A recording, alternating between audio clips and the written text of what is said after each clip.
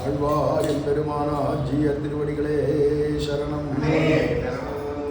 ஜெய் பிரேமிகேந்திர சத்குருதேவ் பகவான் கி ராமானுஜா ராமானுஜா ராமானுஜா ராமானுஜா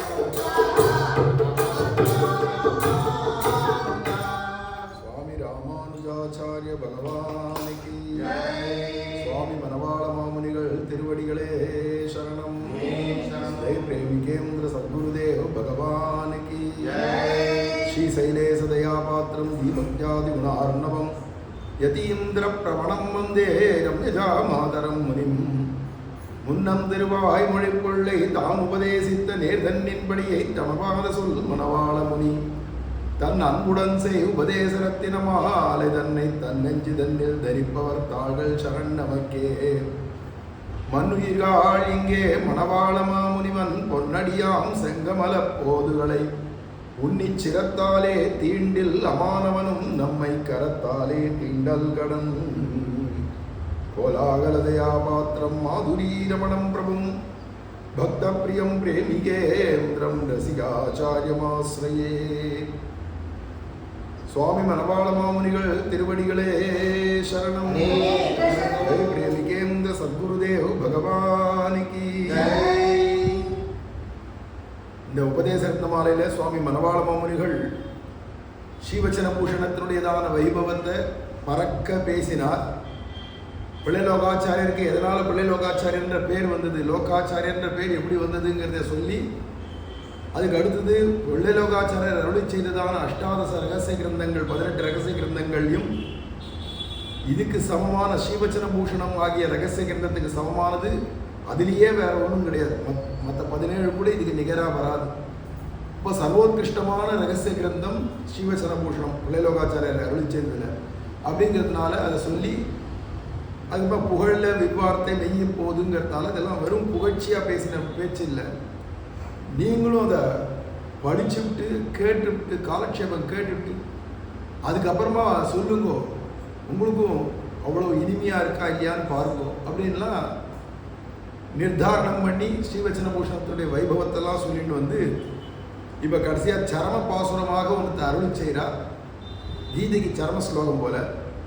இதுக்கப்புறமா பின்னாடி சொல்ல போகிற எல்லா பாசுரங்களுமே இந்த உபதேச ரத்னமாலையில் இந்த குருவை அடைந்த கால் இப்பேற்பட்டதான ஒரு ஆச்சாரியரை அடைஞ்சியானால் அப்படின்னு இந்த பாசுரத்தை சொல்கிறா இல்லையா, அதை மாதிரியான ஆச்சாரியன்ட்ட எப்பேற்பட்ட மாளாத காதலோடு நீ இருக்கணும் அப்படின்னும் அவர்கிட்ட எவ்வளோ நன்றி விசுவாசத்தோடு நீ இருக்கணும் அப்படிங்கிறதெல்லாம் பற்றி பின்னாடி சொல்லிட்டு வந்து சத் சங்கத்தினுடையதான பெருமையும் துஷ்ட சங்கத்தினுடையதான தாழ்மையும் ரெண்டுத்தையும் வேற சொல்லி பின்னாடி முடிக்க போகிறார் இந்த உபதேச ரத்னமாலயம். அதில் இந்த 61வது பாசுரம், ஞானம் அனுஷ்டானம் இவை நன்றாகவே உடையதான குருவை அடைந்த கால் மாநிலத்தீர் தேனார் கமல திருமாமகள் கொழுநன் தானே வைகுந்தம் தரும். இந்த பாசுரத்தில் நம்மளுடைய பிரயாச முக்கியமும் இல்லை, பிராட்டியினுடைய புருஷகாரமும் இப்போ முக்கியம் இல்லை. பகவான் தானே வைகுந்தத்தை கொடுத்துருவான். பிராட்டி சிபாரிசு பண்ணாதான் வைகுந்தம்ன்றது சாதாரணமாக ஜீவர்களுக்கு விதிக்கப்பட்ட விஷயம். பிராட்டியுடையதான புருஷகாரமான சிபாரிசு கூட தேவையில்லை. இப்பேற்பட்ட ஞானானுஷ்டானம் பரிபூர்த்தியாக இருக்கிற ஒரு ஆச்சாரியனை நீ அடைஞ்சுட்டியானால் இப்போ பிராட்டி புருஷகாரம் தேவையே இல்லை, பெருமாள் தன்னால் வைகுந்தம் கொடுத்துருவார். அப்படின்னா என்ன அர்த்தம்னா பிராட்டிக்கு சமமான ஒரு ஆச்சாரியன் அப்படின்னு அர்த்தம். பிராட்டி பண்ண வேண்டிய புருஷகாரத்தை இந்த ஆச்சாரியனே பண்ணிடுறார். பிராட்டி எப்படி புருஷகாரம் அதாவது சிபாரிசு பண்ணால் பெருமாள் உடனே சரின்னு தலையாட்டுவாரோ அதை மாதிரி இந்த ஆச்சாரியர் விஷயத்தில் பெருமாள் சரின்னு தலையாட்டுவார். அப்பேற்பட்ட பிராட்டி ஸ்தானத்தில் இருக்கக்கூடிய ஒரு ஆச்சாரியனுடைய வைபவத்தை இங்கே சொல்லிட்டு வரா. 61ஆம் பாட்டு. இனி கேவல சதாச்சாரிய சம்பந்த மாத்திரத்தாலே சிவப்பதியான சர்வேஸ்வரன் தானே ஸ்ரீவைகுண்டத்தை தந்தருளும் என்கிறார் அப்படிங்கிறார். சதாச்சாரியன், கேவல சதாச்சாரியன் தான் என்ன அர்த்தம்னா பிராட்டி புருஷகாரம் இல்லாத சதாச்சாரிய சம்பந்த மத்திரம், உத்தமமான ஒரு ஆச்சாரியர் கிடைச்சிட்டாருன்னா அவரோட சம்பந்த மத்திரத்தினாலேயே சிவபதியான பகவான் தானே வைகுந்தத்தை கொடுப்பான் அப்படிங்கிறார். இந்த பாசுரத்தை அவதாரிகை சுவாமி பிள்ளைலோகஞ்சியர் அருள் செய்கிறார். பாசுர வியாக்கியானம் ஞானம் அனுஷ்டானம் இத்தியாதியால் ஞானமாவது உபய அத்தியவசாய ரூபமாயும் உபாய அத்தியவசாய ரூபமாயும் உபேயத்வரா விஷயமாயும் உண்டான அறிவு அப்படிங்கிறார். உபாய விஷயமான ஞானம், உபேய விஷயமான ஞானம் அப்படிங்கிற ரெண்டு விஷயத்தை சொல்லிட்டு வர. உபாயம்னா நம்ம அந்த வைகுண்டத்தை அடையிறதுக்கு என்ன மார்க்கமோ வழியோ அது விஷயமான ஒரு அறிவு ஞானம். அத்தியவசாயம், அதில் ஒரு திடமான அத்தியவசாயம் இருக்கும் அந்த ஞானத்தில். அதே மாதிரி உபேயத்வரா விஷயமான உண்டான அறிவு அப்படிங்கிறதுனால உபேயம்னா அடைய வேண்டிய லட்சியம், அந்த லட்சியத்தில் இருக்கக்கூடிய துவரை, இதெல்லாம் அந்த துவரையெல்லாம் அவ்வளோ வேகம், இப்பவே அடையணுன்ற ஒரு துடிப்பு, இது ரெண்டும் அந்த உபேயமான அடைய வேண்டிய லட்சியத்தை தெரிஞ்சுட்டு அதில் துடிப்பு இருக்கு. உபாயம் இதுதான் அப்படிங்கிறதுல திடமான நம்பிக்கை அத்தியவசாயத்தோட அதை தெரிஞ்சுட்டு இருக்கான். இது ரெண்டு விஷயத்தையும் அடையணும்னு தெரிஞ்சுட்டு இருக்கான். இது ரெண்டு விஷயமும் ஞானம்ன்ற. அனுஷ்டானம், அனுஷ்டானம்ன்ற பதம் தமிழில் அனுஷ்டானம்ன்றது. அனுஷ்டானமாவது ததன் குணமாக அலர்மேல் மங்கை உரை மார்பா உன் அடிக்கீழ் அமர்ந்து பூந்தேனே என்றும் வழிவிலா அடிமை செய்ய வேண்டும் என்றும் நாயேன் வந்தடைந்தேன் நல்கி அவளனை கொண்டருளே என்றும் சொல்லப்படுகிற உபாயோபேய அனுஷ்டானம் என்கை அப்படிங்கிறார். அவனே உபாயம், அவனே உபேயம், அடைய வேண்டிய லட்சியமும் அவன்தான், அடைவிப்பவனும் அவன்தான் அப்படிங்கிறதான ஞானம் உண்டானதுக்கு அப்புறமா இவன் செய்ய வேண்டியது என்னன்னா, உன் அடிக்கீழ் அமர்ந்து புகுந்தேனேன்னு அலர்மேல் மங்கை உரைமார்வரான ஸ்ரீனிவாசனுடைய சரணம் சரணம் பிரபத்தியேன்னு சரணாகதி பண்ணிட்டு வழிவிலா அடிமை செய்ய வேண்டும் நாம் அப்படிங்கிறத பூர்ண திட நிச்சயத்தோட, திட நிச்சயித்தோஸ்மின்றாரே, அது மாதிரி திடமான சங்கல்பம். என்ன சங்கல்பம்னா வழிவிலா அடிமை செய்யணும், கைங்கரியம் பண்ணணும், கைங்கரியம் பண்ணணும். அது மட்டும் இல்லை, அந்த கைங்கரியமும் நாம பலாத்காரமாக போய் பண்ணுறதை காட்டிலும் நாயேன் வந்தடைந்தேன் நல்கி ஆளனை கொண்டவளே. நாயானது எப்படி ஒரு எஜமானன்ட்ட நன்றி விசுவாசத்தோடு இருக்குமோ அது மாதிரி நன்றி விசுவாசத்தோடு உன் திருவடிக்கு வந்துட்டேன் திருவேங்கடவா, நீ பார்த்து என்னை தடுத்தாட்கொண்டு உனக்கு உகந்தவனாக ஆக்கி உனக்கு உகந்த அடிமை கைங்கரியங்களை நான் செய்யும்படிக்கு நீ என்னை பண்ணணும் அப்படின்னு கேட்டுக்கிறது. இப்படி உபாயோபேய அனுஷ்டானம் என்கை, இதில் இந்த அனுஷ்டானம் எனக்கு இருக்கணும், நடைமுறையில் இது இருக்கணும். அப்போ இந்த ஞானம் அனுஷ்டானம் இது ரெண்டும் நன்றாகவே உடையனான இதிலே வாக்கியத்வயத்தில் பிரதிபாதிக்கிறது அப்படிங்கிறார். வாக்கியத்வயம்னா துவயமந்திரம். ஸ்ரீமன் நாராயண சரணோ சரணம் பிரபத்தியே அப்படிங்கிறது முதல் வாக்கியம். ஸ்ரீமதே நாராயணாய நமஹா அப்படிங்கிறது ரெண்டாவது வாக்கியம். இந்த முதல் வாக்கியத்தில் என்ன சொல்றது அந்த மந்திரத்தில் அப்படின்னா, உன் அடிக்கு அமர்ந்து புகுந்தேனே அலர்மேல் மங்கை உரை மார்பாங்கிறதால ஸ்ரீமன் நாராயண சரணோ சரணம் பிரபத்தியே சொல்லிட்டு, அவரா ஸ்ரீமதே நாராயணாய நமஹா அப்படின்னா பிராட்டியோடு சேர்ந்த பெருமாளுக்கு கைங்கரியம் பண்ண பெறுவேனாக அப்படிங்கிற ரெண்டாவது வாக்கியத்தினுடைய அர்த்தத்தை தான் வழிவிலா அடிமை செய்ய வேண்டும். நாம் அந்த செய்யணும் அப்படின்னு தெரிஞ்சுனா மட்டும் போறாது, என்னை செய்யும்படிக்கு நீ செய் அப்படின்னு பகவானை பார்த்து சொல்றது. ஆக இதிலே வாக்கியத்வயத்தில் பிரதிபாதிக்கிறது. ஆகையால் ஷட்பத நிஷ்டனான சதாச்சாரியனையிலே இங்கு சமாசனியனாக அருள் செய்கிறது. ஷட்பத நிஷ்டனான அப்படிங்கிறதால அருகால் சிறுவண்டே அப்படின்னு திருமங்கையாழ்வார் பாடுறார். வண்டுக்கு 6 கால் இருக்கு சீக்கிர கமனத்துக்காக அப்படின்னு இங்கே சொல்லிட்டு வர்றார். அதிவேகமாக போகக்கூடியதான வண்டே அப்படின்னு சொல்லிச்சு. அப்போ அது சிறகுகளால் தானே பறக்கிறது, அதிவேகமாக சிறகு கொண்டு தான் பறக்கும். அதுக்கு அந்த கால் பிரயோஜனம் இல்லை, வேகமாக போகிறதுக்கு கால் உபயோகம் இல்லை, ரெக்கை தான் உபயோகம். அப்படி இருந்துச்சு இங்கே காலை பற்றி விசேஷமாக சொல்கிறாரே அப்படின்னா, அதுக்கு சுவாமி பராசர பெட்டர் போன்றவாள்லாம் வியாக்கியானத்தை நிர்வாகம் பண்ணிச்சே சொல்கிறா, இது பறந்து போகிறதான வேகத்துக்காக மட்டும் சொல்ல, அப்படி பறந்து வேகமாக போய் தன் காரியத்தை சாதிக்க வல்ல அந்த வண்டுக்கு அந்த 6 கால மெனக்கட்டுன்னு சொல்லுவானேனா அந்த 6 திருவடியும் சரணங்களும் தன் தலைமையில இருக்கணும் அப்படின்னு ஆசைப்படுறார் திருமங்கையாழ்வார் அப்படிங்கிறார். இங்கே திருவடியை சொன்னது, காலை சொன்னதுக்கு அர்த்தம் அந்த கால்கள் என் தலைமையிலனவே, என் தலைமையில இருக்கணும். எப்படி தன் சேரை எம்பெருமான் தாழ் தொழுவார் காண்பின் என் தலைமையிலானேன்னு இல்லையா? அப்போ இந்த 6 கால் உடையதான் இந்த திருவடி, 6 சரணங்களும் இந்த தலைமையில் இருக்கணும். அது வேகமாக போகிறதுக்கு ரெக்கை தான். அந்த 2 ரெக்கை எது? இது ஒரு ஆச்சாரியனை குறிக்கிறது. இப்போ ஆச்சாரியனை குறிக்கிறதுன்னு சுவாபதேசத்தில் சொல்லிச்சு. அங்கே ஆச்சாரியனை குறிக்கிறதுனா எப்படிடானா அதுக்கு 2 ரெக்கை இருக்கே. அந்த 2 ரெக்கை எதுடானா ஒன்று ஞானம், ஒன்று அனுஷ்டானம். இதில் ஏதாவது ஒரு ரெக்கை குறைஞ்சிருத்துனா கூட பறக்க முடியாது. அது மாதிரி ஒரு ஆச்சாரியனுக்கு ஞானம் அனுஷ்டானம்ன்றது ரெக்கையாகும். இங்கே 6 கால்கள் அப்படிங்கிறது ஆச்சாரியன், அம்மங்கார், ஆச்சாரிய புத்திரன், 3 பேருக்கு 2 கால் சேர்த்தோன்னா 6 கால் இருக்கு இல்லையா? அப்போ ஆச்சாரியனுக்கு என்ன ஒரு கௌரவ புத்தியை கொடுக்குறோமோ அதே ஸ்திதி தான் ஆச்சாரிய பத்தினிக்கும் ஆச்சாரிய குமாரனுக்கும். அப்படிங்கிறதால இந்த 3 பேருடையதான திருவடிகளும் சேர்த்து 6 கால் இருக்கிறதால 6 கால் அப்படின்னு சொல்கிறார். இப்படி 6 கால்களும் உடையதான, இங்கே பெருவண்டேன்னு சொல்லக்கூடாது, சிறுவண்டேன்னு சொல்கிறாரு. ஆச்சாரியனை போய் சிறியவன் சொல்லலாமாண்ணா? அப்படி அர்த்தம் இல்லை. குரு பரம்பரையில் சுவாமி ராமானுஜர் பெருவண்டான். அவரால் ஏற்படுத்தப்பட்ட பரம்பரையில் வந்த ஆச்சாரியர்கள்லாம் சிறுவண்டு. ஏன்னா நமக்கு ஆச்சாரியர் அப்படிங்கிறத காரணத்தை வச்சுட்டு அஸ்மத் ஆச்சாரியனை சிறுவண்டே அப்படிங்கிறார். அப்போ அதில் ஞானானுஷ்டானங்கள் 2 தான் அதுக்கு ரெக்கை அப்படிங்கிறத அக்கறதுனால அதை மனசில் வச்சுட்டு ஷட்பத நிஷ்டனான அப்படின்னா என்ன? ஆச்சாரியன் திருவடி, அம்மங்கார் திருவடி, ஆச்சாரிய புத்திரனுடைய திருவடி, அதை 3 சேர்த்து 6 திருவடியும் தலையில் தரிச்சுண்டு அவ 3 பேருடைய அபிமான பாத்திரமாக தான் இருக்கிறதுல நிஷ்ட உடையவனான ஒரு ஆச்சாரியன் நமக்கு கிடைக்கணும். அப்போ நம்ம ஆச்சாரியருக்கு அவ ஆச்சாரியனுடைய ஷட்பதத்தில் நிஷ்ட உடையவனாக இருக்கணும். 6 மதங்கள்லையும் திருவடிகள்லையும் நிஷ்ட உடையவனாக இருக்கணும். அவன் ஷட்பத நிஷ்டனான சதாச்சாரியனையிலே இங்கு சபாஷினியனாக அருள் செய்கிறது. அப்பேற்பட்ட ஆச்சாரியனை தான் நம்ம ஆசிரியிக்கணும் அப்படிங்கிறார். இவனுக்காகத்தான் உபாயானுஷ்டானம் பண்ணி ரட்சிக்கவல்ல மகாபாகவதன். அவன் தன்னை ஆசிரியிச்சவன் அவன் ஞானத்தில் தேர்ந்தவனா வருவானான்னு தெரியல, அவன் ஒழுங்காக அனுஷ்டானப்படி இருப்பானான்னு தெரியாது. அவனுக்கும் சேர்த்து பண்ணுற ஆச்சாரியர், ஆச்சாரியரே சிஷ்யனுக்கும் சேர்த்து பண்ணுறார் அப்படிங்கிறதுனால அப்பேற்பட்ட மகாபாகவதன் அப்படின்றார். இவனுக்காகத்தான் உபாயானுஷ்டானம் பண்ணி ரட்சிக்கவல்ல மகாபாகவதன் ஆக வேணும் இரே. இப்படி ஞானம் அனுஷ்டானத்தை வியாக்கியானம் பண்ணி இவை நன்றாகவே உடையனான, இவையன்றே நல்ல இவையன்றே தீய இவையன்றிவை அறிவனேலும் என்கிறபடியே சதசத் விவேக பரிகரமான ஞானமென்றத்தாலே விடுமவற்றை விட்டு பற்றுமவற்றை பற்றியும் போரிகிற தியாஜோபாதேய ரூபமாக இருக்கிற அனுஷ்டானங்கள் என்கிற இவையாகவுமாம். எதெல்லாம் தியஜிக்க வேண்டியது, தூக்கி எறிய வேண்டியது, தள்ள வேண்டியது, எதெல்லாம் பரிகிரகிச்சுக்க வேண்டியது, ஸ்வீகரிச்சுக்க வேண்டியது அப்படிங்கிறது தான் தெரிஞ்சுக்கிற அனுஷ்டானம். அதில் நிஷ்டையோடு இருக்கிற அனுஷ்டானம் உடையவனாக இருக்கணும்ன்றார்.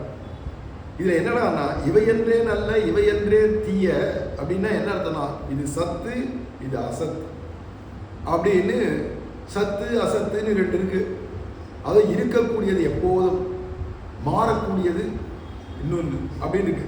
மாறக்கூடிய இப்போ சரீரம்னா மாறிட்டே இருக்கும்.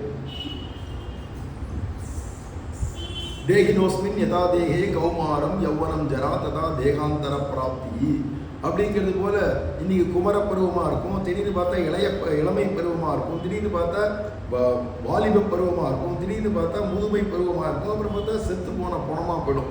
அப்போ விகாராஸ்பதமாக மாறுபாடுடையதான சரீரம் அப்படிங்கச்சே இவையன்றே தீய இவையன்றே நல்ல அப்படிங்கிறது எதிரான ஆத்மா, அது சத்தானது, என்றைக்குமே அதுக்கு அழிவு கிடையாது, மாறுபாடு கிடையாது, சதா ஏகரூபமாக இருக்கக்கூடியது அப்படிங்கிறதா இருக்கிறதுனால இவையன்றே நல்ல இவையன்றே தீய இவையன்றிவை அறிவனேலும் அப்படின்னு என்கிறபடியே சத் அசத் விவேக பரிகரமான ஞானம் என்றத்தாலே விடுமவற்றை விட்டு. அப்போ அந்த ஞானம் உடையவனான ஆச்சாரியனாக இருக்கிறதுனால அவர் எதெல்லாம் விடணும் எதெல்லாம் பிடிச்சிக்கணும் அப்படின்னு அவருக்கு தெரியும். அந்த விஷயத்தில் பிடிச்சிக்க வேண்டியதை பிடிச்சிட்டும் விட வேண்டியதை விட்டும் அந்த அனுஷ்டானத்தில் இருக்கிறவனாக இருக்கணும். இவை அப்படிங்கிறதுனால அது சொல்லாதீங்க. ஆச்சாரியனுக்கு அடையாளம் அறிவும் அனுஷ்டானமும் என்றும் விலட்சணருடைய ஞானானுஷ்டானங்களில் வாஞ்சியம் என்றே ஆச்சாரியர்கள் அருள் செய்தது. பூர்வாச்சாரியர்களாக சொல்வா ஞானானுஷ்டான விஷயத்தில் எப்படின்னா விலட்சணருடைய ஞானானுஷ்டானங்களில் வாஞ்சியம். ஒரு ஆச்சாரியனுக்கு தன்னை விட விலட்சணமான ஞானானுஷ்டானங்களில் ஒரு ஆச்சாரியர் இருக்காருன்னா அந்த அளவுக்கு நம்ம அடையணுமே, நம்ம அந்த ஸ்திதி அடையணுமே அப்படிங்கிற வாஞ்சை இருக்கணும். அவ்வளவு ஆசை இருக்கணும். யாரை எல்லாரும் லட்சியமாக யாரை வச்சுருப்பா, யார் விலட்சணமான அப்படின்னா ராமானுஜன். அப்போ ஒவ்வொரு ஆச்சாரிய புருஷாலும் நம்ம ராமானுஜர் ஆகிடணும், ராமானுஜரை போலவே இருக்கணும் அப்படின்ற ஆசைப்படணும், அந்த வாஞ்சை வரணும் அப்படிங்கிறார். அந்த வாஞ்சை வந்ததுன்னா ஆட்டோமேட்டிக்காக அவர் எப்படி அவருடைய ஞானம் என்ன அப்படிங்கிறத தெரிஞ்சுண்டு அவருடைய அனுஷ்டானம் என்னங்கிறது இவன் அனுஷ்டானத்துக்கு கொண்டு வந்துடுவான் அப்படிங்கிறதுனால அப்படிங்கிறார். ஆச்சாரியனுக்கு அடையாளம் அறிவும் அனுஷ்டானமும் என்றும் விலட்சணனுடைய ஞானானுஷ்டானங்களில் வாஞ்சியம் என்றே ஆச்சாரியர்கள் அருளிச்சது. ஸ்வஜானம் பிராபக ஜானம் பிராபிய ஜானம் மூக்ஷுபிகி ஞானத்திரயம் உபாதேயம் அப்படின்னு சொல்லும்படியா முதல்ல தன்னை பற்றினதான ஞானம், அதுக்கடுத்தது அடைய வேண்டிய லட்சியத்தை பற்றினதான ஞானம், அடைய வேண்டிய பாதை உபாயமான ஞானம், இந்த 3 ஞானமும் முக்கியமாக இருக்கிறதுனால அதை சொல்றாங்க.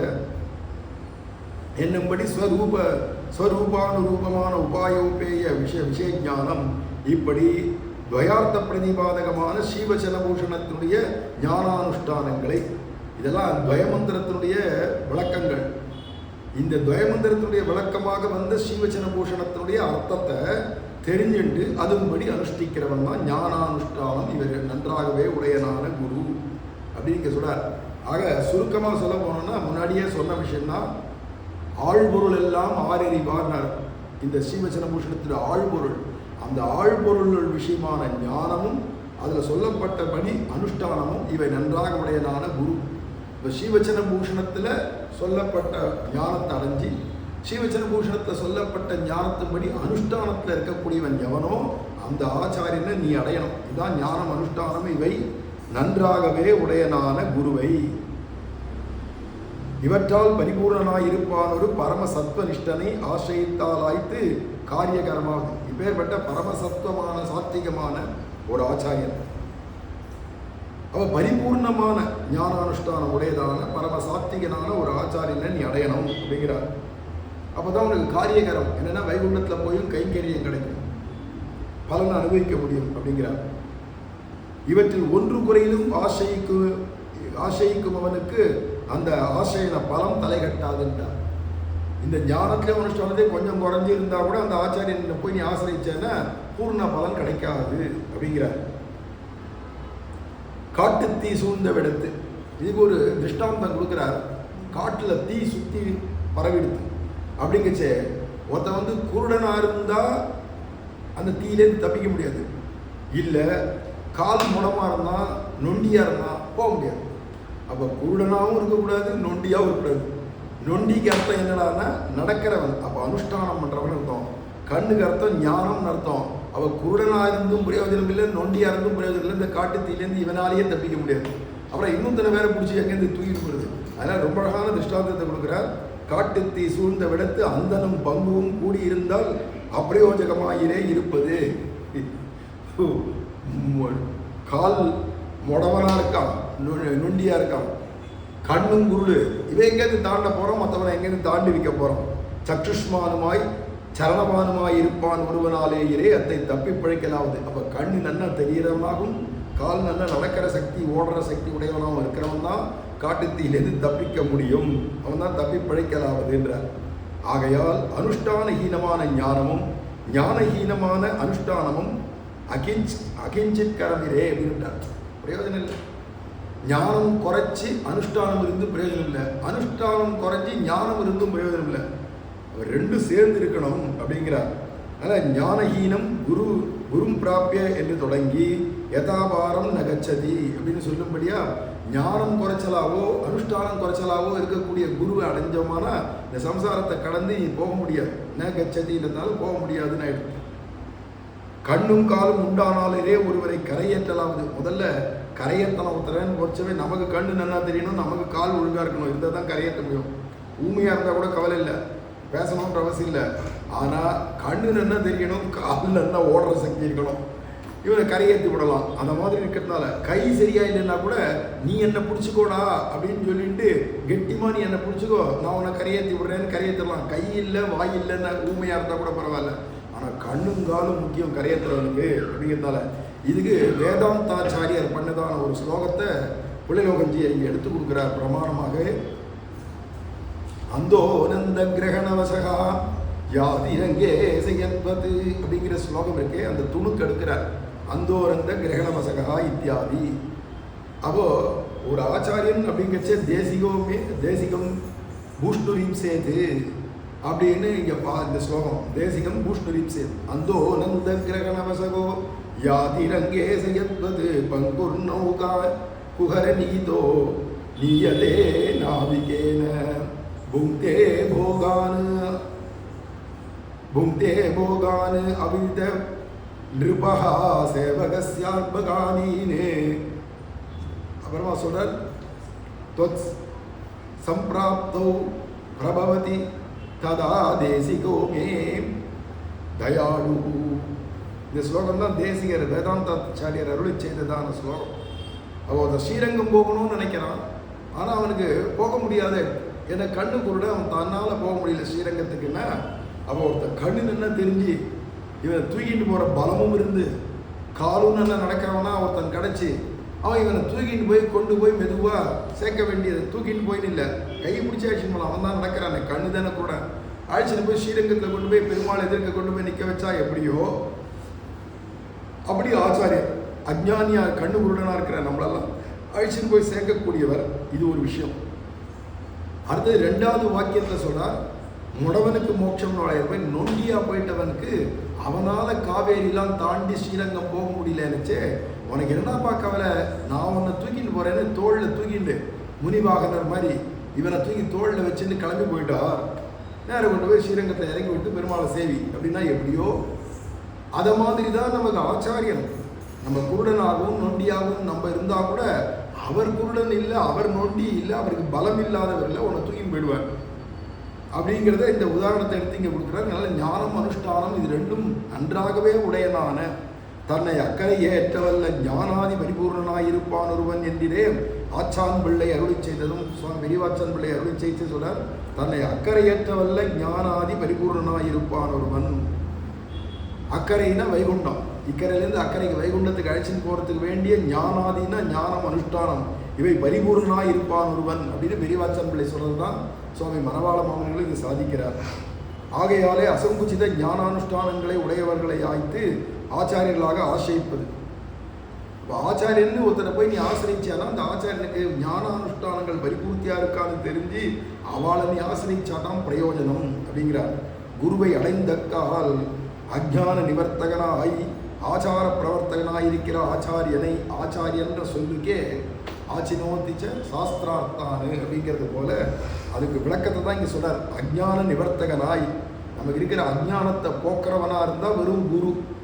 அஜ்ஞானத்தை போக்கி ஆச்சார பிரவர்த்தகனாய் இருக்கிற ஆச்சாரனை அவ எந்த ஆச்சாரத்தில் நீ போகணுமோ அந்த ஆச்சாரத்தை நீ போகும்படியா செய்யறவன் ஆச்சாரியன். எந்த ஆச்சாரத்தில் நீ இருந்தால் சுலபமாக நீ வைகுண்டத்தில் போய் உட்கார முடியுமோ, அங்கே போய் கைங்கரிய பிராப்தி அடைய முடியுமோ, அந்த ஆச்சாரத்தில் இந்த உன்னை போகும்படிக்கு ஆச்சரிக்கும்படிக்கு செய்யக்கூடியவர் ஆச்சாரியன் அப்படிங்கிற சொல்லுக்கே என்ன அர்த்தம் ஆச்சாரியன்ற சொல்லுக்கே. அதுக்கு உபாயோபேய பாவேன தமேவ சரணம் பிரஜேது என்கிறபடியே அப்படி ஒரு ஆச்சாரியர் கிடைச்சாச்சுன்னா அவரே அந்த ஆச்சாரியன் தான் எனக்கு அடைய வேண்டிய லட்சியம், அந்த ஆச்சாரியன் தான் அடைவிப்பவர். அவருடைய தயை அல்லது அவருடைய அபிமானம் அப்படிங்கிறது விஷயத்தில் அவருடைய அபிமானம் தான் அவரை அடைவிக்கும், இன்னும் கிட்ட நெருங்க வைக்கும். அவர் தான் அடைய வேண்டிய லட்சியம் அப்படின்னு ஆச்சாரியன் விஷயத்தில் உபாய உபேய பாவேன தமேவ சரணம் பிரஜேது என்கிறபடியே தனக்கு பிராபியனாகவும் பிராபகனாகவும் அத்தியவசித்து ஆசிரித்தக்கால் அப்படின்னு ஆசிரிச்சுட்ட அந்த ஆச்சாரியனை எனக்கு பெருமாள் கூட வேண்டாம், பிராட்டி கூட வேண்டாம், எனக்கு ஆச்சாரியனே அடைய வேண்டிய லட்சியம், அவரே அடைவிப்பவர் அப்படிங்கிறதாக எண்ணத்தோடு நீ ஆசிரிச்சுட்டியானா குருவை அடைந்த கால் அப்படின்னா குருரேவ பரம்பிரம்ம என்றும் பீதகவாடை பிரானார் பிரம குருவாகி வந்து என்றும் சொல்லுகிறபடியே குரு தரனான குருவை ஆசிரித்த கால் தஸ்மாத் குரு தரோ குரு குரு அப்படிங்கிறதுனால குரு தரனான ஆச்சாரியன். அதை மாதிரி குருமார்கள்லேயே ஆச்சாரியர்கள்லேயே சிரேஷ்டமான ஆச்சாரியன் அர்த்தம்.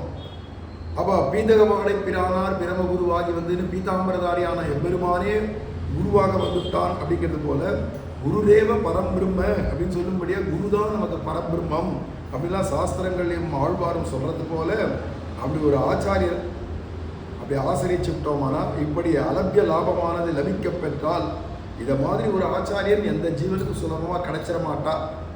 ஞானமும் அனுஷ்டானமும் நன்றாக பரிபூர்ணமாக உடைய ஒரு ஆச்சாரியன் கிடைக்கிறது ரொம்ப துர்லபம்ன்றார். அந்த ஆசையன ராஜகுல மகாத்மியத்தாலே சிவப்பதியானவன் சொப்பிராப்தியை பண்ணி கொடுக்கின்றார். இப்படி ஒரு ஆச்சாரியனை அடைஞ்சாச்சுன்னா அப்புறமா நம்ம என்ன ராஜா குட்டி தான், நம்ம ராஜகுமாரன் தான். ஏன்னா ராஜகுல சம்பந்தம், நமக்கு ஆச்சாரியரோட சம்பந்தம்ன்றது ராஜகுல சம்பந்தமா. அதனால கம்பீரமாக ராஜசபையில் அழகாக காலை வச்சு படிக்கட்டில் மேலே ஏறி ராஜா மடியிலே போய் உட்காந்துக்கலாம். ஏன்னா ராஜாவுடைய புள்ள, அவன் ராஜா மடியில் போய் ஏறி உட்காரத்துக்கு யார் தடுக்க முடியும்? ராஜாவாலே தடுக்க முடியாது, அவனுக்கு சொந்த உரிமை இருக்குது. அது மாதிரி இது ராஜகுல மகாத்மன்றார். அதனால சிவப்பதியானவன் என்ன பண்ணுவான்? சிவப்பதியான பகவான் என்ன பண்ணுவான்னா ஸ்வப்பிராப்தியை பண்ணி கொடுக்கும். அவனை அடைவிக்கிறதுக்கு வேற ஒன்றும் எதிர்பார்க்க மாட்டானான். பிராட்டி புருஷகாரத்தை சிபாரிசு கூட எதிர்பார்க்க மாட்டான். சுதந்திரமாக அவன் ஆச்சாரியனை ஆசிரியச்சுட்டான். இப்பேற்பட்ட ஆச்சாரியனும் அவன்கிட்ட அபிமானம் வச்சுக்கிட்டார். அவ்வளோதான், பகவான் வைகுண்டத்துக்கு அழைச்சின்னு போயிடுவான் அப்படிங்கிறார். அடைந்த கால் மாநிலத்தீர், அது வியாக்கியானம் பண்றார். ஏஜ வைஷ்ணவ சம்சயாக என்கிறபடியே அவனுடைய அபிமானத்திலே அந்தர்பாவத்தை உடையரான கால் அப்படிங்கிறார். அதாவது ஆச்சாரியனுடைய அபிமான பாத்திரம். ஏஜ வைஷ்ணவ சம்சயாக, பசுரு மனுஷ பக்ஷிவா ஏஜ வைஷ்ணவ சம்சயாக அப்படின்னு ஒரு பாடம், ஏஜ வைஷ்ணவ ஆசிரிதாக அப்படின்னு ஒரு பாடம். இங்கே என்னடான்னா ஆச்சாரியனுடைய அபிமானம் சொல்லுது. அது பசுபட்சிகளாக இருந்தால் கூட உத்தம ஆச்சாரியன் கிடைச்சிட்டாருன்னா அந்த ஆச்சாரியனுடைய அபிமான பாத்திரமாயிட்டா போரும் அப்படிங்கிறார். மாநிலத்தீர், அதனால் மாநிலத்தீர்னு சொல்லிச்சு. இங்கே வந்து ஒரு மனுஷர்களை மாத்திரம் சொல்றதுன்னு சொல்ல முடியாது. மாநிலத்தின்னா இவ்வளோ பெரிய மகா பிருத்திவி ஆகிய பூமண்டலத்தில் இருக்கக்கூடியவர்கள்னா வெறும் மனுஷா மட்டும்தானே பூமியில் இருக்கா. புழு பூச்சிகள்லேருந்து எல்லாம் இருக்கிறதுனால எல்லாமே வைஷ்ணவனுடையதான அபிமான பாத்திரம் ஆயிட்டாருன்னா அவளுக்கு எல்லாருக்குமே வைகுண்டம் கிடைச்சிரும்னு சாஸ்திரம் இருக்கிறதுனால மகா பிருத்திவியில் உள்ளவர்களே ஞானத்தார் தவர்க்கும் வானத்தவர்க்கும் பெருமான் என்கிறபடியே அவனோடு உண்டான அவர்ஜனீய சம்பந்தம் உடையவர்களாகையாலே உங்களை விடமாட்டு இளன். அப்போ தேவலோகத்தில் இருக்கிறவர்களாக இருக்கட்டும், புழு பூச்சிகளாக இருக்கட்டும், பிரம்மாவிலேருந்து கீழ பரிகந்தம் எல்லாரும் மாநிலத்தீர்னு கூப்பிடுறாரு. அத்தனை பேர் சம்சாரத்தில் இருக்கிறவா எல்லாரும்னு அர்த்தம். அப்போ யாராக இருக்கட்டும், சம்சாரத்தில் இருக்கிற எந்த சம்சாரிகளான சரீரத்தை உடையவனாக இருந்தாலும் யோனி உடையவனாக இருந்தாலும் ஒரு ஆச்சாரிய அபிமான பாத்திரமாயிட்டா போரும். எல்லாம் மாநிலத்தீர்னு கூப்பிட்டார். மானிடர்கள் அப்படின்னு கூப்பிடுறதுக்கு எத்தனை நிமிஷம் அப்படி சொல்லலையே, மாநிலத்தீர் அப்படின்னு விட்டார். அப்படி ஒரு காலம் ஆச்சாரியன் ஆசிரிச்சா பகவான் விடமாட்டான், வைகுண்டத்துக்கு அழிச்சிட்டு போயிடுவான். ஆச்சாரிய அபிமானம் இருந்துருத்தனா அப்படின்னு. ஞாலத்தார் மந்த புத்தியம் என்றே அருள் செய்தது. ஏன்னா ஞாலத்தார் மந்த புத்தியோட தான் இருப்பா சம்சாரத்தில் இருக்கிறதுனால. ஆனால் ஆச்சாரிய அபிமானத்துக்கு பாத்திரமாயிடுத்துன்னா அந்த ஜீவன் தானே வைகுண்டம் பகவான் கொடுத்துருவான் அப்படிங்கிறார். இப்படி பிரதிபத்தியிலும் அதி சுலபமான உபாயத்தையே நாம் உங்களுக்கு விதிக்கிறது. ஆனால் நீர் சொன்னபடி அடைந்தால் ஆவது என்னில். நாங்கள் ஒரு காலம் நீங்கள் சொல்கிற வார்த்தையில் திடமான அத்தியவசாயத்தோட ஒரு ஆச்சாரிய அபிமான பாத்திரமாயிட்டா எங்களுக்கு கிடைக்கிற பலன் என்ன அப்படின்னு மாமுனிகள் எதிர்க்க இந்த பாசுரத்தை கேட்குறவா ஒரு பிரச்சனை பண்ணுற கேள்வி கேட்குறா. அதுக்கு சொல்கிறார், பதில் சொல்கிறார். தேனார் கமல திருமாமகள் கொள்நன் தானே வைகுந்தம் தரும். தேனார் கமல திருமாமகள் கொள்நன் தானே குருவாகையாலே ததாசேனத்துக்கு தேனுவத்தை பிரயாசியம் தீரத் விஷ்ணோகோ பரமம் பதம் என்கிறபடியே அந்த திருமாமகள் கொள்நன் தானே வைகுந்தம் தரும் என்கிறார். அப்போ அந்த எம்பெருமான் தானே வைகுண்டத்துக்கு அழிச்சுன்னு போயிடுவான், பரமபதத்துக்கு அழிச்சுன்னு போயிடுவான். அப்போ ஓம் பிரயாசியின் தேவையில்லை, பிராட்டியுடைய புருஷகாரமும் தேவையில்லை, ஆச்சாரிய அபிமான பாத்திரமே போரும் அப்படிங்கிறார்.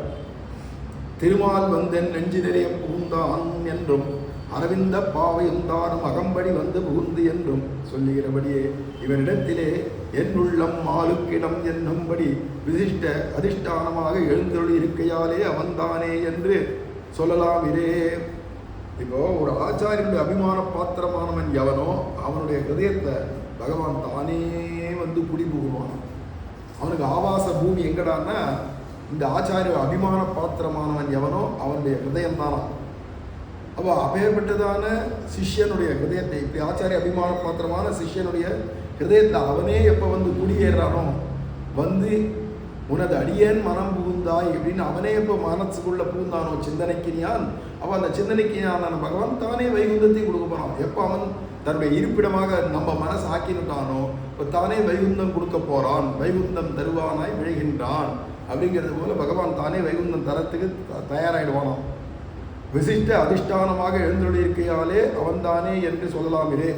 ஆச்சாரியனை பற்றுகை காலை பிடித்து காரியம் கொள்ளுமோ பாதி. பெருமாளை போய் திருவடியை பிடிச்சேன்னு வச்சுக்கேன், அதை கையை பிடிச்சுன்னு கெஞ்சறது மாதிரி. ஆச்சாரியன் திருவடியை பிடிச்சிட்டியான காலை பிடிச்சி கெஞ்சறது மாதிரி. ஒருத்தருடைய கையை பிடிச்சி கெஞ்சினா கையை உதறிட்டு போயிடுவான். காலை கெட்டியமாக பிடிச்சிட்டியானா அவன் உதறின்னு போக முடியாது. ஒரு காலை உதறினான்னா கீழே விழுந்துருவான் அவனே. அதில் எவனே தாமிழத்துக்கு ஆசைப்பட மாட்டான் இல்லையா. இல்லை காலை பிடிச்சாச்சுன்னா எப்படி கை நழுவ விட முடியாதோ, கையை பிடிச்சா கூட உதறிட்டு போயிடலாமோ, அது மாதிரி பெருமாள் திருவடியை பிடிக்கிறதுன்றது கையை பிடிச்சி கெஞ்சது மாதிரி. ஆனால் ஆச்சாரியனை பிடிச்சவன் காலை பிடிச்சி கெஞ்சது மாதிரி. அதில் பகவான் விடவே முடியாது, நழுவி போகவே முடியாது. பகவானால் நழுவுற பெருமாள் கூட நழுவ மாட்டார். ஆச்சாரியனை பற்றிகை காலை பிடித்து காரியம் கொள்ளுமோ பாதி என்றே அருள் செய்து. இதுதான் பெரியவாள் ரகசியங்கள் எல்லாம் வியாக்கியானங்கள் எல்லாம் பண்ணிட்டு போறார். இப்படி அவினாபாவமாய் கிரமண கேதுமாய் இருக்கிற உபாயத்தாலே தேனார் மலர்மேல் திருமங்கை என்னும்படியான பெரிய விராட்டியார்க்கு வல்லபனானவன் அவள் சார்பான ஆச்சாரிய அபிமான நிஷ்டருக்கு பலம் கொடுப்பது அவளுக்கு உகப்பாகையாலே. பிராட்டிக்கு ரொம்ப உகப்பு எதிரானா ஆச்சாரிய அபிமான பாத்திரமா இருக்கிறவாளுக்கு வைகுண்டம் கொடுக்கறதுல அவ்வளவு இஷ்டமா. அதில் அவள்கிட்ட போய் கேட்கணும்னு பெருமாள் இல்லை, அவள் சிபாரசு பண்ணணும்னு பெருமாள் எதிர்பார்க்க வேண்டாமா. இவரே சுதந்திரமா பிராட்டி அப்படியே பார்க்காதீங்க இப்படியே எடுத்து அவனை வைகுண்டம் கொடுத்தேன் அப்படின்னா பிராட்டி என்ன கோவிச்சு போலான்னு, என்ன கலந்துக்காத என் சிபாரசு இல்லாத எப்படி அவனுக்கு வைகுண்டம் கொடுத்தேன் அப்படின்னு கேட்க மாட்டானோ. ஏற்கனவே அவன் ஆச்சாரிய அபிமான பாத்திரமா இருக்கிறதுனால பிராட்டிக்கு 4 மடங்கு உகப்பு ஏற்கனவே இருக்கு. இதில் பெருமாள் வேறு தானே வைகுந்தம் கொடுக்குறாங்கன்னா சபாஷ், நான் தான் சொல்லணும்னு நினச்சேன், பெருமாளே கொடுத்துட்டார் அப்படின்னு பிராட்டி இன்னும் 4 மடங்கு சந்தோஷம்தான் படுவலாம். அதனால கேவலம் இங்கே சொல்றார் உகப்பாகையாலே எஸ்யா வீக்ஷ முகம் என்று அவள் முகமலர்த்திக்காக கேவலம் சம்பந்தம் மாத்திரமே பற்றாதாக கொண்டு தானே மேல் விழுந்து ஸ்ரீ வைகுண்டத்தை தந்தருளும் பிராட்டி முகம் மலரும் அப்படிங்கிறதுக்காக பெருமாள் தானே மேலே விழுந்து இந்த ஜீவனுக்கு வைகுண்டம் கொடுத்துருவான். பிராட்டிக்கு எதனால முகம் மலர்றதுன்னா ஆச்சாரிய அபிமான பாத்திரமான ஒரு ஜீவன் அவனுக்கு பெருமாள் மேலே விழுந்து வைகுண்டம் கொடுக்காது இருக்காரேன்னு தாபப்படுவாளாம். கொடுத்தாச்சுன்னா முகம் மலர்ந்து போயிடும். அதில் ஸ்வயமேவ பரந்தாம ஸ்வயம் நயதி மாதவஹா என்னுமா போலே அந்த ஸ்வயமான தன்னுடைய பரமபதத்தை ஸ்வயம் பகவான் தானே மேலே விழுந்து இவன் அழைச்சின்னு போய் சேர்த்துருவான் வைகுண்டத்தில் அப்படிங்கிறார். தேனார் கமல திருமாமகள் கோழன் தன்னோட்டை சேர்த்தியாலே மதுஸ்மிருதியை உடைத்தான தாமரை பூவை தனக்கு வாசஸ்தானமாக உடையவளாய் ஷீ என்று திருநாமத்தை உடையவளாக பெரிய பிராட்டியார் தனக்கு வல்லவனானவனை வசீகரித்து ஸ்வ சம்பந்தமடியாக உண்டான கடகத்துவத்தை உடைய ஆச்சாரியனை ஆசைத்தவர்களுக்கு பலசித்தியை பண்ணுவிக்கும் அவளாகையாலே அவளுடைய பிரீத்திக்காக தான் ஏறிட்டு கொண்டு உபய நிரபேட்சனாய் அகம் மோட்ச இஷ்யாமி என்கிறபடியே. அழகான வியாக்கியானம். தேன் தாமரைப்பூல தேன் சொரியுறது, ஏதோ மலர்ற சமயத்தில் கொஞ்சம் தேன் சொரியும், அப்புறமா அது நின்று போயிடும். ஆனால் பிராட்டி உட்காண்டிருக்கக்கூடிய தாமரைப்பூ இனிமே அதுக்கு வாட்டம் கிடையாது, எப்போதும் அன்றலர்ந்ததாகவே இருக்கும். அப்போ அலர்ந்த பூ மாதிரியே இருக்கும். அதில் பிராட்டியுடைய சம்பந்தத்தால் எப்போதும் தேன் ஒழுகின்றே இருக்குமா. அதனால் தேனார் கமல இங்கே பாசனம். தேனார்னா தேன் எப்போதும் ஒழுகின்றே இருக்கும்னா பிராட்டி உட்காந்துக்கிறதுனால தேன் அது பாட்டுக்கு ஒழுகின்றே இருக்கு. அப்போ பாரு, இப்போ எப்பயுமே மது செந்தியாவே இருக்கு அப்படிங்கிறதுனால தன்னோட்டை சேர்த்தியாலே மது சமிருத்தியை உடைத்தான தாமரை பூவை தனக்கு வாசஸ்தானம் உடையவளாய், அந்த தாமரைப்பூ தான் தனக்கு வாசஸ்தானமாக வச்சுட்டு அதுக்கு மேலே ஷீ என்று பெயரை உடையவளாய் திருமாமகள். இங்கே பதம், இந்த திருமாமகள் தான் சம்ஸ்கிருதத்தில் ஷீங்கிற பதத்துக்கு ஷீரி தேவச்ச நாமதே பகவதி ரூமக்கதம் துவாமயம்னு ஆளவந்தார் சொல்றது போல ஷீனே அவளுக்கு ஒரு பேர். அந்த ஷீ அப்படிங்கிறதுனால என்னன்னா தான் ஆசிரிச்சாள் பகவான, எல்லாரையும் ஆசைக்கும்படிக்கு பண்ணினாள் அப்படிங்கிற 2 அர்த்தம் வருது ஷீக்கு முக்கியமாக. அப்படி திருநாமத்தை உடைத்தான பெரிய பிராட்டியார் தனக்கு வல்லவனானவனை வசீகரித்து, வல்லவன் அப்படிங்கிறதுனாலே பிராட்டிட்ட பித்தன் அர்த்தம். பனிமாமலர் மங்கை பித்தன், பித்தன் பனிமாமலர் பாவைக்கு அப்படின்லாம் பாடுறதுனால பிராட்டி விஷயத்தில் பெரும் பித்தனாக இருப்பான். ஏன்னா அவள் அப்படி ஆசிரியச்சிருக்கிறதுனால அவளுடைய அழகு அப்படி. அழகுனா வெளி அழக சொல்லலை, உள் அழக சொல்றார். அப்படி தனக்கு வல்லபனானவனை வசீகரித்து தன்னுடைய பிரேமையினால, தன்னுடைய கைங்கரியத்தினால, தன்னுடைய பிரபத்தி நிஷ்டையினால பகவானை வசீகரித்து ஸ்வசம்பந்தமடியாக உண்டான கடகத்துவத்தை உடைய ஆச்சாரியனை, இந்த பிராட்டி தன்னுடைய சம்பந்தம் கிருபா சம்பந்தத்தினால ஒரு ஆச்சாரியனுக்கு பூர்த்தியை உண்டாக்கி தாம் பண்ண வேண்டிய அந்த காரியத்தெல்லாம் ஆச்சாரியனே பண்ணும்படியா பண்ணி, அப்படி அந்த ஆச்சாரியனை ஆசிரியச்சவாளுக்கு பலசிந்தியை பண்ணி வைக்கும் அவளாகியாலே அப்படி கடகராக தானும் இருந்து தன்னை போல ஒரு கடகர பூமியில நேரடியாக அந்த ஜீவனுக்கு காட்டுறதுக்கு ஒரு ஆச்சாரியனையும் தயார் பண்ணி கொண்டு போய் சம்பந்தத்தை சேர்க்கறது, இந்த சம்பந்தத்தை உடையவனாக இந்த ஜீவனை பண்றது. அப்படி இருக்கிறதுனால அவளுடைய பிரீத்திக்காக, அப்படி ஏற்கனவே ஒரு ஜீவனை கரையேற்றணுன்றதுக்கு ஆச்சாரியனை கொடுக்கிறவளே இவள் தான். அவளுடைய முகோல்லாசம், அவளுடைய சந்தோஷத்துக்காக தான் ஏறிட்டு கொண்டு உபய நிரபேட்சனாய் அந்த ஜீவன்கிட்ட எந்த விதமான அபேட்சையும் இல்லாத, எதிர்பார்ப்பும் இல்லாத தானே வைகுந்தத்துக்கு அழைச்சன் போயிடுவான் அப்படிங்கிறாங்க. அகம் மோட்சயிஷ்யாமி என்கிறபடியே, அகம்துவா சர்வ பாபேபியோ மோட்சயிஷ்யாமிங்கிறது மாதிரி பகவான் தானே மோட்சத்தை கொடுப்பான் என்கிறபடியே திருமாமகள் கோவிந்தன் தானே என திருமால் வைகுந்தமே தன் திருவேங்கடமே எனதுடலே இப்படிலாம் சொல்லிட்டு பாடுறாரு இல்லையா நம்மாழ்வார். அது மாதிரி திருமால் வைகுந்தம், சேப்பதியுடைய வைகுந்தம், அந்த சேப்பதியுடைய வைகுந்தத்தை திருமாமகள் கோழன் தானே கொடுக்கும் இந்த வைகுந்தத்தை என்று சொல்லப்படுகிற தன்னதான வைகுந்தவான் போகத்தை தந்தரும். தன்னதான இன்னொருத்தருடைய சொத்தை தூக்கி கொடுக்க முடியாது, தன்னுடைய சொந்த சொத்தாக்கிறதுனால தன்னதான போகத்தை, தன்னதான வைகுந்தமாக இருக்கிறதுனால சொல்றார் தன்னதான வைகுந்தவான் போகத்தை தந்தரும். வான் போகம் எதிரான வைகுண்டத்தில் என்ன அப்பேற்பட்ட போகம்னா கைங்கரியம். பவதேக போகை அப்படின்னு சொல்றாரு இல்லையா, கைங்கரிய நித்த நிரதைகி பவதேக போகை, கைங்கரியம் தான் அவளுக்கு அந்த போகம். அப்பேற்பட்ட போகத்தை தந்தருளும் அப்படிங்கிறார். வைகுந்த தரும் வீடு தரும் என்கிறபடியே இருவருமான சேர்த்தியிலே நித்திய கைங்கரிய நிரதனாய் வாழும்படியான பேற்றை பண்ணி கொடுத்தருளும். இப்படி ஒரு ஆச்சாரியன் ஞானானுஷ்டானங்கள் பரிபூர்ணமாக இருக்கிற ஆச்சாரியனுடைய அபிமான பாத்திரமாயிட்டா பிராட்டியினுடைய சிபாரிசு இல்லாத தானே பகவான் வைகுந்தத்தில் அழைச்சிட்டு போய் பிராட்டிக்கு பெருமாளுக்கும் வேண்டிய நித்திய நிரதிசயமான கைங்கரியத்தை தானே பகவானே கொடுப்பான். இதில் சம்சயம் இல்லை, இதில் சந்தேகமே வேண்டாம். அப்படி ஒரு ஆச்சாரியன் கிடைக்கணும், அவ்வளோதான் விஷயம். இப்பாட்டுத்தான் இப்பிரபந்தத்துக்கெல்லாம் உயிர் பாட்டிலே உயிரான பாசனம் இந்த பாசனம். இந்த பூரா உபதேச ரத்னமாலைக்கும் உயிர் பாசனம்னா சரமமான உயிர் நாடியாக இருக்கக்கூடிய பாசனம் இது அப்படிங்கிறார். ஆக இத்தால் ஆச்சாரிய அபிமானமே உத்தாரகம் என்னும் அர்த்தம் சொல்லிட்டாய்த்து. ஆச்சாரியருடைய அபிமானம் தான் உத்தாரகம். அதுதான் நம்மளை கரையேற்றி வைகுண்டத்தை கொண்டு போய் பலனை கொடுக்குமே தவிர நீ பண்ணுறதான விஷயங்களில் ஒன்றும் கிடையாது. அப்போ ஆச்சாரிய அபிமான பாத்திரமாகணும், அதுதான் நமக்கு உத்தாரகம் அப்படின்னு தெரிஞ்சுக்கணும். அதுதான் பின்னாடி ஆர்த்தி பிரபத்திலையும் ஆச்சாரிய உந்தன் அபிமானமே உத்தாரகம் என்று அப்படின்னு ராமானுஜா உள்ள அபிமானம் தான் என்னை கரையேற்றும் அப்படிங்கிற திட அத்தியாவசாயத்தோட நம்பிக்கையோடு இருக்கேன் அப்படின்னு அந்த மாமுனிகள் சொல்கிறார் இல்லையா, அதுதான் இந்த பாசனத்தையும் சொல்கிறார். ஆக ஆச்சாரிய அபிமானமே உத்தாரகம். ஆக ஒரு ஆச்சாரியன் ஞானானுஷ்டான பரிபூர்த்தியாக ஆச்சாரியன் இருந்தால் அவருடைய அபிமான பாத்திரமாக நம்ம ஆகிட்டா போகும் அப்படிங்கிறது தான் முக்கியம். அப்புறமா நீ வைகுண்டத்துக்காக சிரமப்பட வேண்டாம், தானே பகவான் வைகுண்டத்தை கொடுப்பான் அப்படின்னு இந்த பாசனத்தை முடிக்கிறார். 61வது பாசனம். சுவாமி மனவாள மாமுனிகள் திருவடிகளே சரணம். பிரேமிகேந்திர சத்குருதேவ் பகவானுக்கு ராமானுஜா ராமானுஜா ராமானுஜா ராமானுஜா.